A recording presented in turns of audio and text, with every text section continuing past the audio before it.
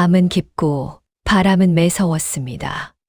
조선의 도성 한양, 그 화려한 궁궐의 불빛이 꺼지고 정막이 감돌 무렵 2명의 사내가 은밀하게 궐 밖을 나섰습니다. 겉보기에는 그저 유람을 즐기는 양반집 자제와 호위무사처럼 보였으나 갓 아래 감춰진 사내의 눈빛에는 범접할 수 없는 위엄과 고뇌가 서려 있었습니다. 그는 바로 이 나라의 지존, 임금이었습니다. 연이은 흉년과 탐관오리들의 수탈로 백성들의 원성이 하늘을 찌른다는 상소가 빗발치던 때였습니다.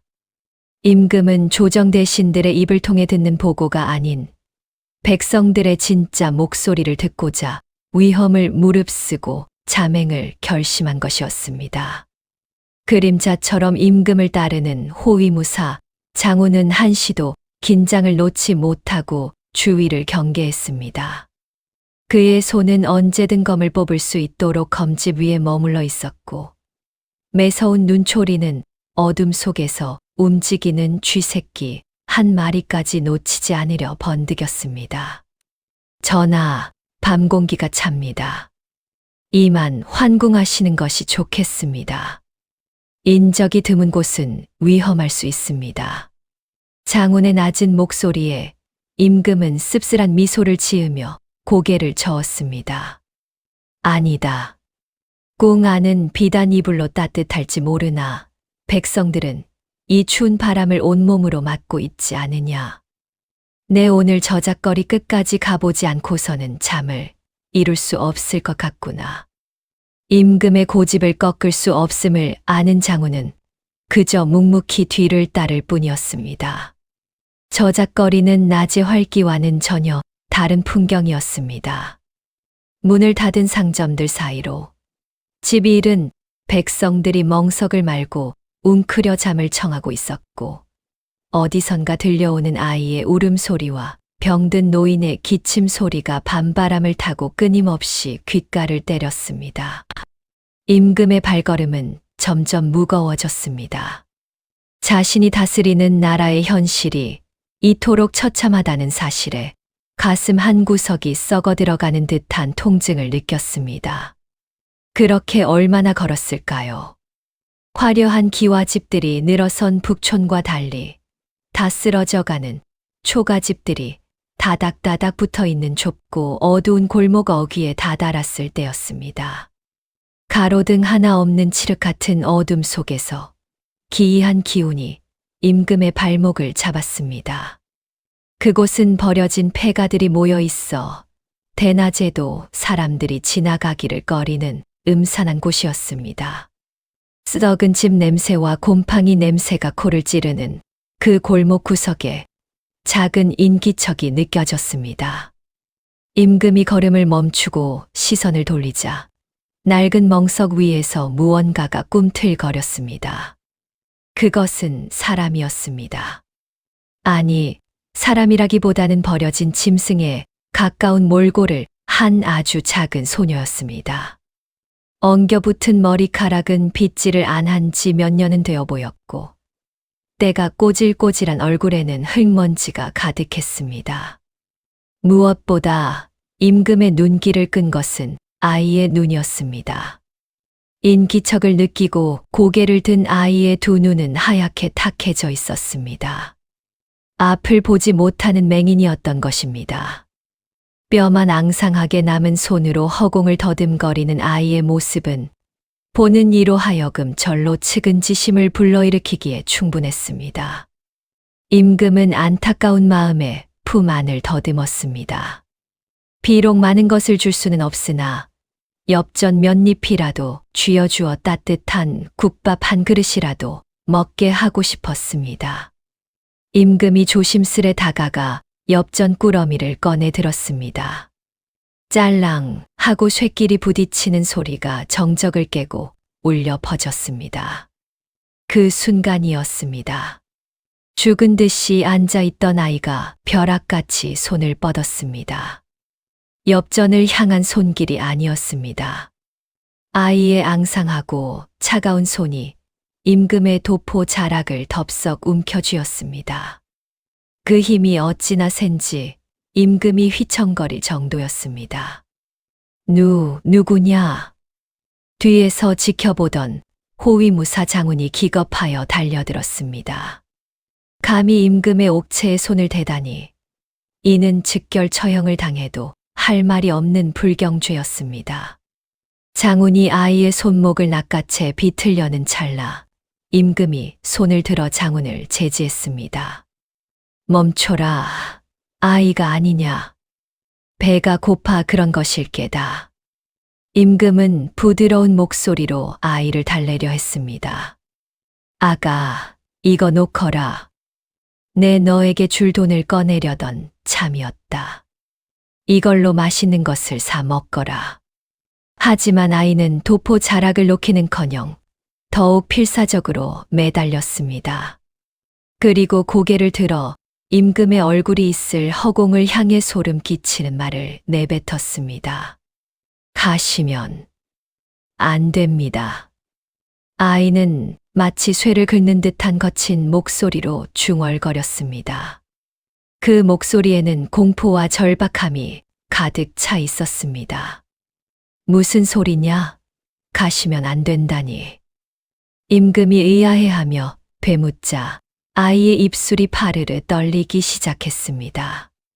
그리고 텅 빈 눈동자가 초점 없이 흔들리며 보이지 않는 무언가를 응시하듯 크게 떠졌습니다.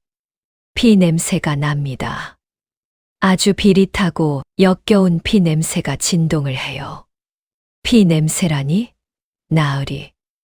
나으리의 등 뒤에 칼이 보입니다. 시퍼런 칼날이 나으리의 목을 노리고 있어요. 지금 이 골목을 지나시면 죽습니다. 순간 싸늘한 밤바람이 골목을 휩쓸고 지나갔습니다. 임금의 등골이 오싹해졌습니다. 호위무사 장군 역시 흠칫하며 주위를 둘러보았습니다. 하지만 주위는 쥐 죽은 듯 조용했고 보이는 것은 낡은 담벼락과 어둠뿐이었습니다. 앞도 보지 못하는 맹인 아이가 등 뒤의 칼을 본다니 상식적으로 납득할 수 없는 일이었습니다. 장군은 이내 표정을 굳히며 아이를 떼어내려 했습니다.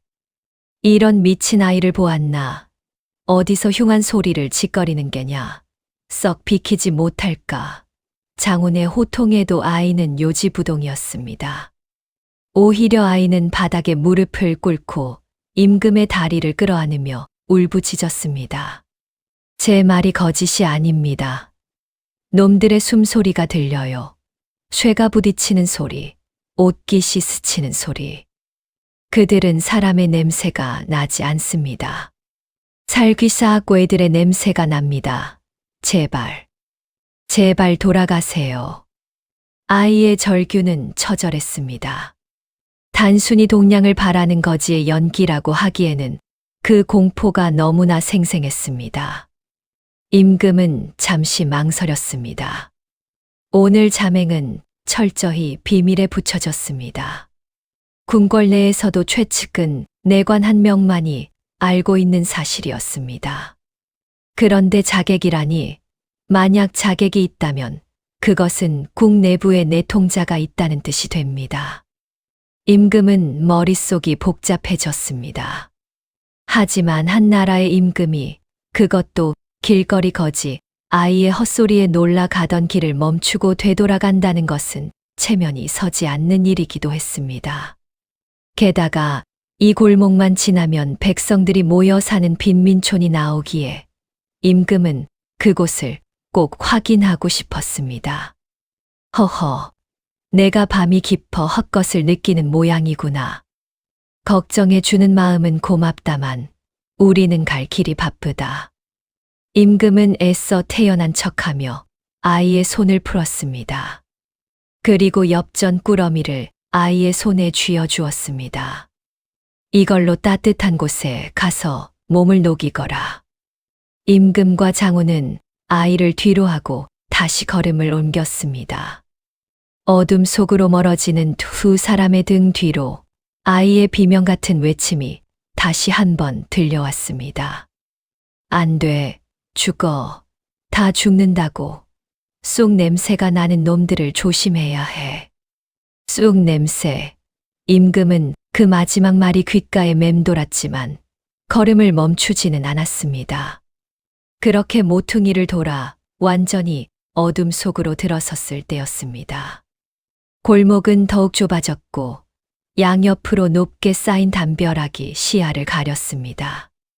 마치 깊은 우물 속에 들어온 듯한 답답함이 느껴졌습니다.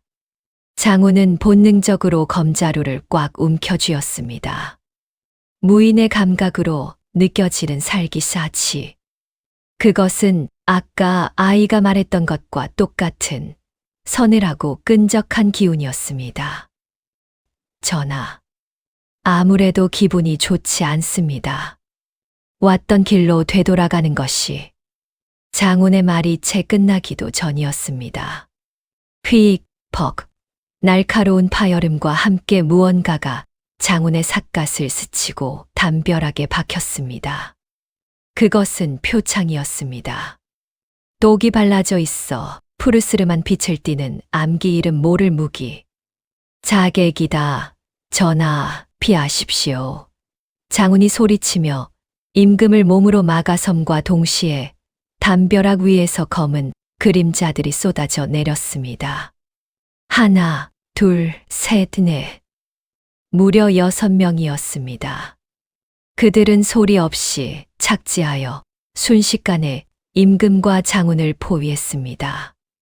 검은 복면 사이로 번득이는 눈빛은 아이의 말대로 사람의 것이 아니었습니다. 감정이라고는 전혀 느껴지지 않는 오직 사륙만을 위해 훈련된 살수들의 눈빛이었습니다. 네 이놈들, 감히 네 앞이라고 칼을 겨누느냐, 어명이 두렵지 않으냐. 장훈이 검을 뽑아 들며 호통쳤지만 자객들은 대꾸조차 하지 않았습니다. 그저 묵묵히 포위망을 좁혀올 뿐이었습니다. 쟁, 강. 첫 번째 자객이 장훈을 향해 검을 휘둘렀습니다. 장훈은 가까스로 검을 쳐냈지만 곧이어 뒤에서 다른 자객이 들이닥쳤습니다. 좁은 골목은 장훈에게 불리했습니다.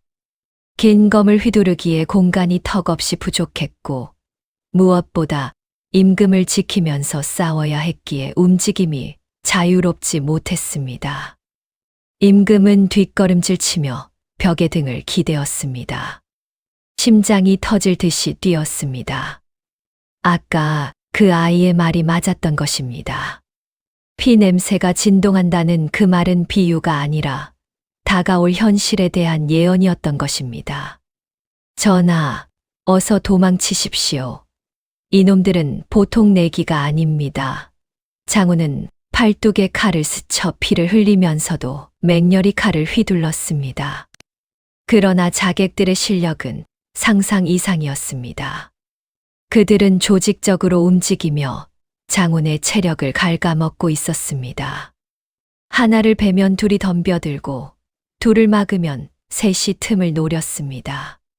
그때 자객 중 우두머리로 보이는 자가 장훈을 따돌리고 임금을 향해 몸을 날렸습니다. 임금의 눈앞으로 시퍼런 칼날이 날아들었습니다. 호위무사는 다른 자객들에게 발이 묶여 손을 쓸 수 없는 상황. 임금은 본능적으로 눈을 질끈 감았습니다. 이대로 끝인가? 백성을 살피러 나왔다가 이렇게 허무하게 죽는단 말인가? 죽음의 공포가 온몸을 휘감았습니다. 그런데 바로 그 순간이었습니다. 어디선가 슉 하는 바람 가르는 소리가 들리더니 둔탁한 타격음이 울려 퍼졌습니다.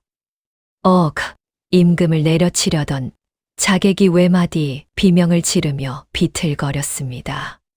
자객의 머리에서 붉은 피가 주르르 흘러내렸습니다. 자객의 발밑에는 주먹만한 돌멩이가 굴러다니고 있었습니다. 누구냐? 자객들이 당황하여 주위를 두리번거릴 때 어둠 속에서 쩌렁쩌렁한 목소리가 들려왔습니다. 오른쪽 담벼락 위다. 숨을 참아라. 세 걸음 뒤 칼이 들어온다. 그것은 아까 그 아이의 목소리였습니다.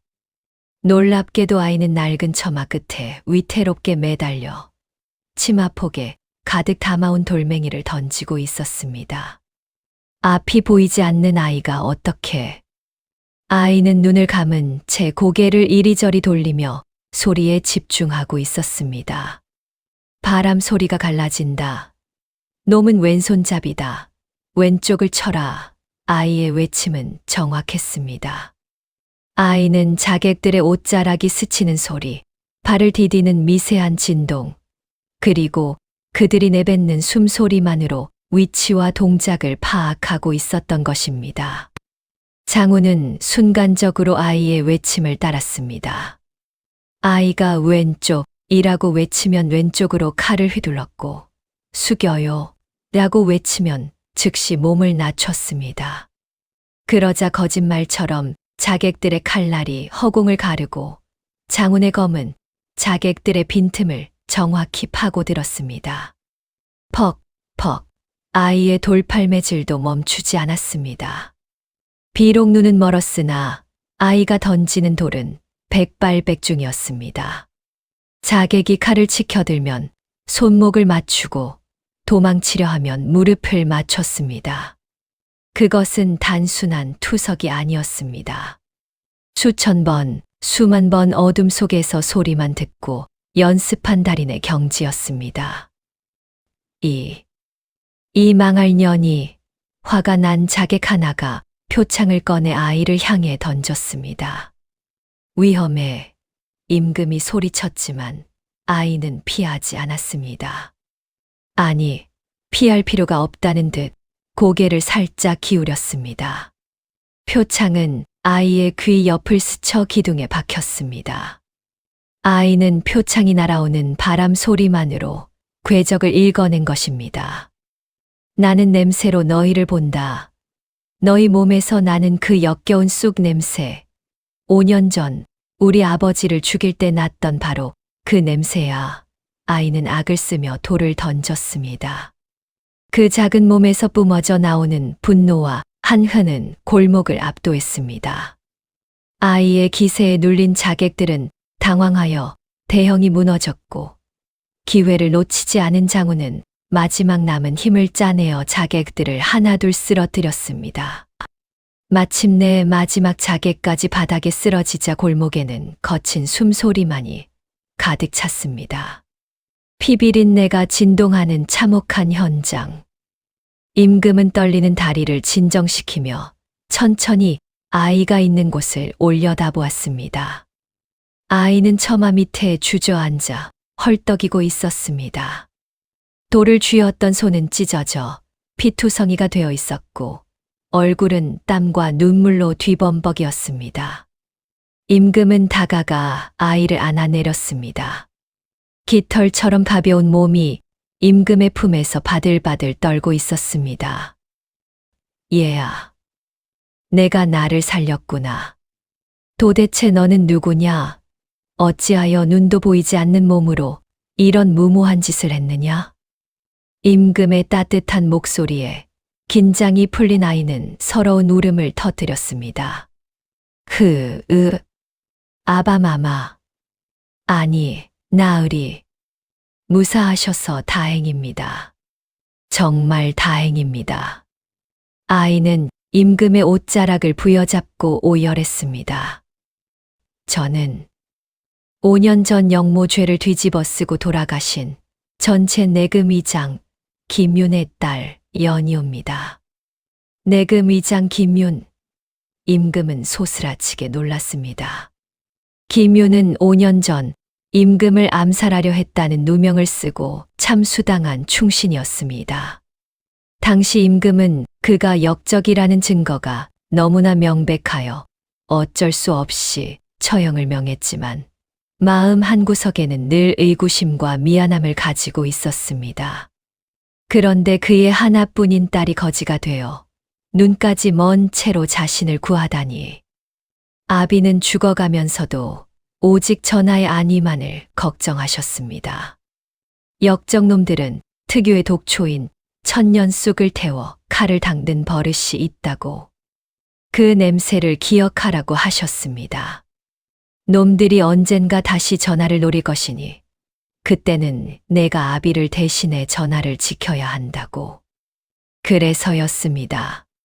아이가 아까 쑥 냄새를 조심하라고 했던 이유는 바로 자객들의 칼에 배어있는 그 독초 냄새를 맡았기 때문이었습니다.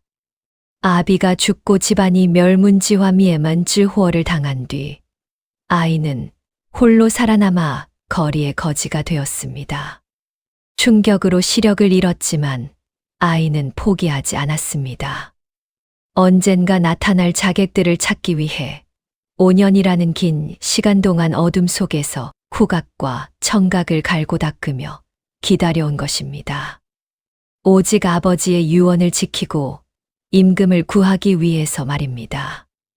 이야기를 들은 임금의 눈에서 뜨거운 눈물이 흘러내렸습니다. 자신이 어리석어 충신을 죽이고 그 딸까지 이 지경으로 만들었는데 이 아이는 목숨을 걸고 자신을 구했습니다. 부끄러움과 미안함에 고개를 들 수 없었습니다.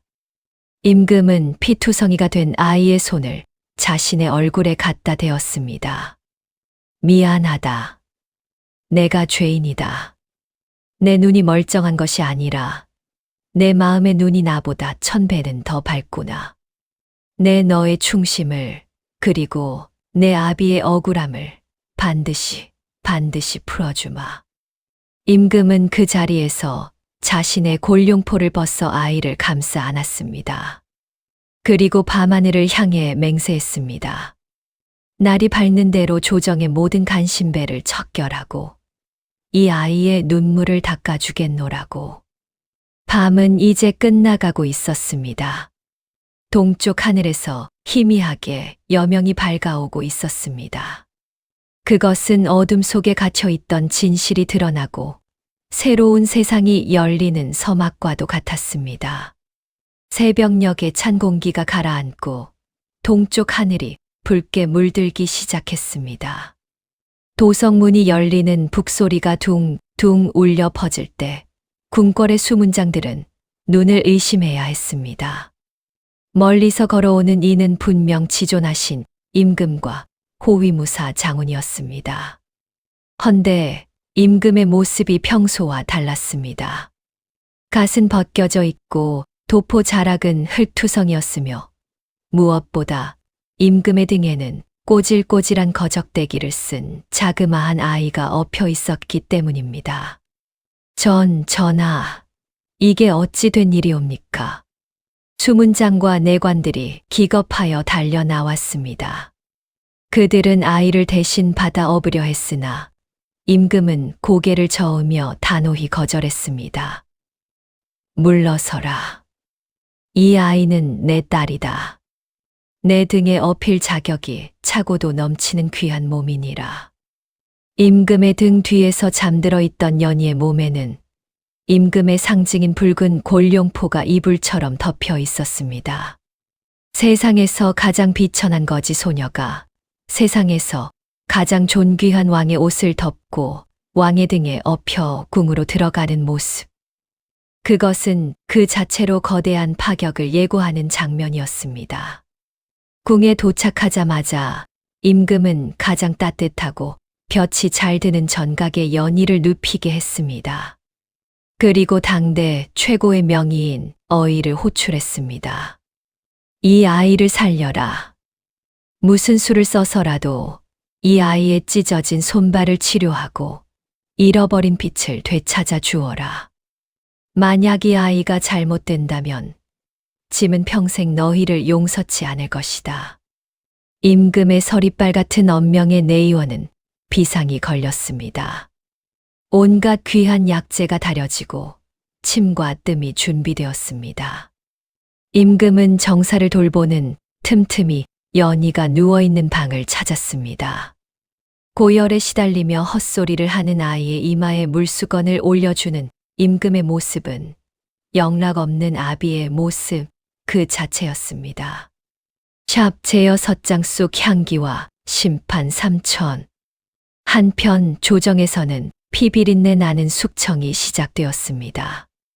임금은 편전 회의를 소집했습니다. 문무백관이 모두 모인 자리, 임금의 표정은 그 어느 때보다 차갑고 날카로웠습니다. 경들은 들으라. 지난밤 짐이 자맹을 나갔다가 자객들의 습격을 받았다. 조정은 순식간에 술렁거렸습니다.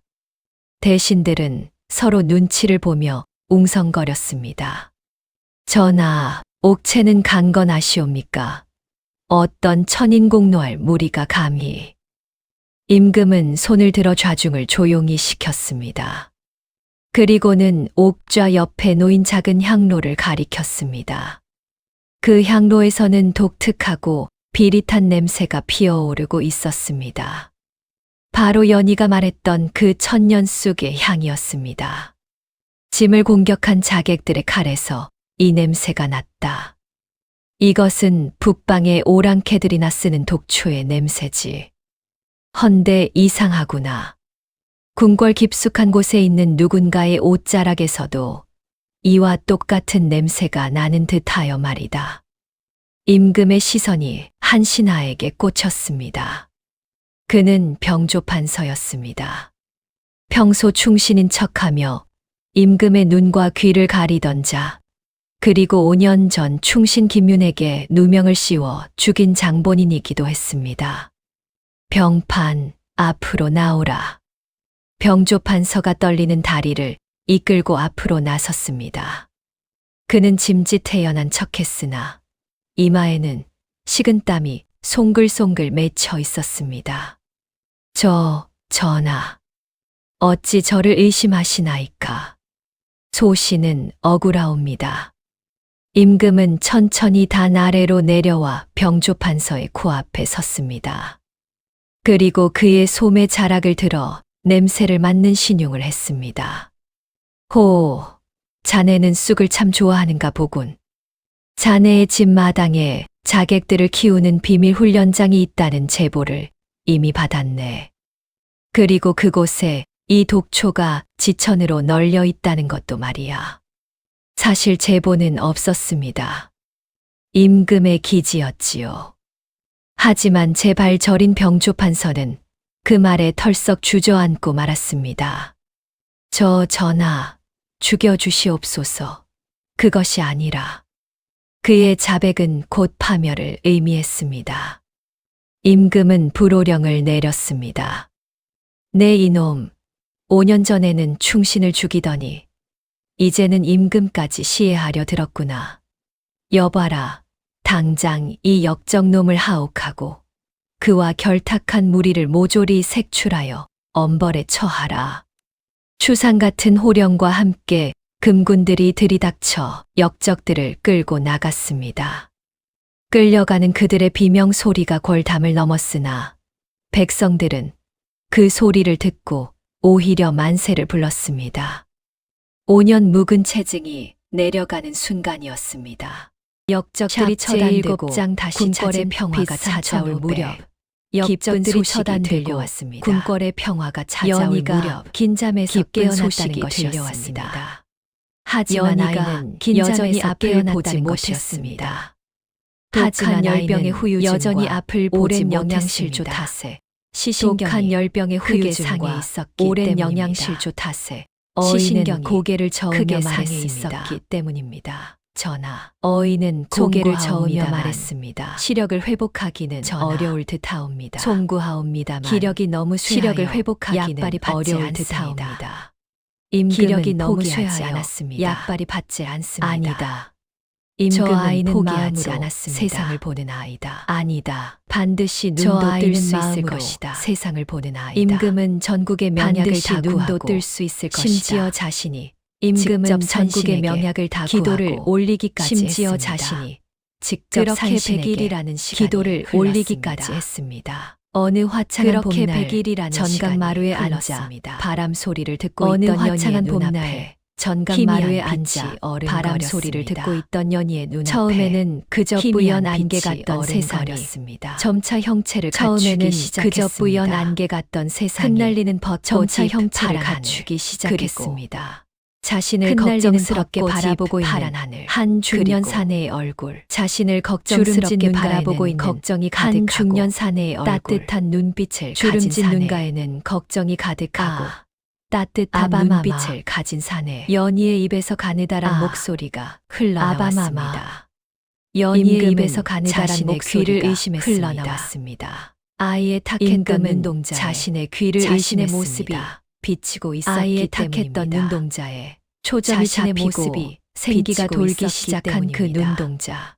초점이 잡히고 생기가 돌기 시작한 그 눈동자. 내 얼핏 보이느냐? 연아, 내가 보이느냐? 보입니다. 내 얼핏 보이느냐?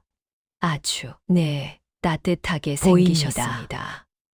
연희의 눈에서 맑은 눈물이 주르륵 흘러내렸습니다.